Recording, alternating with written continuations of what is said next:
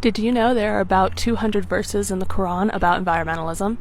Hi, I'm Verity, and this is day 3 of Ramadan as a non-Muslim American. So for my third day of Ramadan, I wanted to focus on environmentalism. There's this corner next to my stairs where the wind blows a bunch of trash and leaves from the neighborhood and it collects there. It's been building up for several months now, and seeing all the trash on the ground makes me sad, so I decided to clean it up and add some planters so we can grow some of our own food this summer. Something I learned recently about Islam is how important the environment is in the context of the religion. In Islam, there is a huge emphasis on the importance of the environment and taking care of it.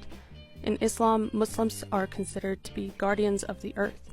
They even have a word for it, Khalifa. There are several campaigns led by Muslims that tackle issues like sustainability and climate change, including the Green Ramadan campaign that encourages Muslims to be particularly environmentally conscious during Ramadan. Climate change is a particularly pressing issue for the Muslim community because the vast majority of Muslims live in the global south, which is where the effects of climate change are being felt the most right now.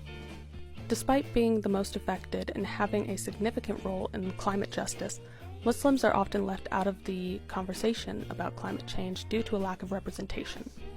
And while we are on the subject of the environment, you know what's really bad for the earth? Dropping bombs all day every day for 158 days straight. That kind of carbon footprint makes Taylor Swift look like a saint. This is the part of the video where I read a section from the Quran, and if you are uncomfortable with that, then feel free to scroll now. And it is He who sends down rain from the sky, causing all kinds of plants to grow, producing green stalks from which we bring forth clustered grain.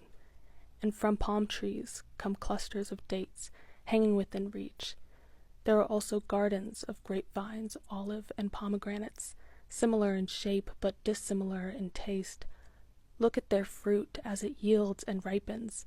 Indeed, in these are signs for people who believe. So if you're observing Ramadan this year, whether as a Muslim or non-Muslim, I think you'd find it super interesting to learn about the positive impacts that Islam has on the environment.